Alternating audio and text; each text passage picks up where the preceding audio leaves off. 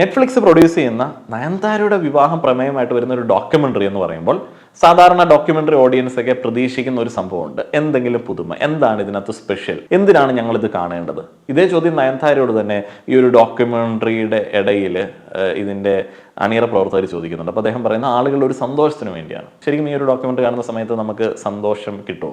സന്തോഷം കിട്ടുമായിരിക്കും, രസമുള്ള ചില വർണ്ണശബളമായിട്ടുള്ള മൊമെന്റ്സ് ഒക്കെ ഉണ്ട്. പക്ഷേ പ്രേക്ഷകനുമായിട്ട് ഇമോഷണലി കണക്ട് ചെയ്യാനായിട്ട് പറ്റുന്നില്ല. ശരിക്കും ഒരു വെഡ്ഡിംഗ് വീഡിയോയിൽ എന്തിനാണ് ഇമോഷണൽ കണക്ഷൻ എന്നൊക്കെ ചോദിക്കും. പക്ഷെ നമ്മുടെ നാട്ടിലുള്ള പല വെഡ്ഡിംഗ് വീഡിയോയും കാണുന്ന സമയത്ത് ഭയങ്കര രസമായിരിക്കും സംഗതികൾ. അതേ മൂഡിൽ തന്നെയാണ്, അതിന്റെ ഒരു ഫോർമാറ്റ് ട്രീറ്റ്മെന്റ് ഒക്കെ അങ്ങനെ തന്നെയാണ്. പക്ഷേ ഈ ഒരു ഡോക്യുമെന്ററിയിൽ അവർ അവലംബിച്ചിരിക്കുന്ന ഒരു മാർഗം ഈ ലേഡി സൂപ്പർ സ്റ്റാർ എന്ന് പറയുന്ന ഒരു സാധനം ഇങ്ങനെ ഫിക്സ് ചെയ്യുക എന്നുള്ളതാണ്. ശരിക്കും പറഞ്ഞാൽ ഈ ഒരു ഡോക്യുമെന്ററി കാണുന്ന സമയത്ത് ഇതിൽ എന്ത് പുതുമ, എന്ത് വ്യത്യസ്തതയാണ് ഈ ഒരു കലാകാരിക്ക് പറയാനുള്ളത് എന്നൊക്കെ നമുക്ക് തോന്നിപ്പോകും. നമ്മളുടെ ഉള്ളിലുള്ള നയൻതാരയുടെ ഒരു സ്റ്റാർഡത്തെ മങ്ങലേൽപ്പിക്കുന്ന ചോദ്യങ്ങൾ ചോദിപ്പിക്കുന്ന ഒരു ഡോക്യുമെന്ററി അപ്രോച്ചാണ് Nayanthara beyond the fairy tale എന്നുള്ളത്.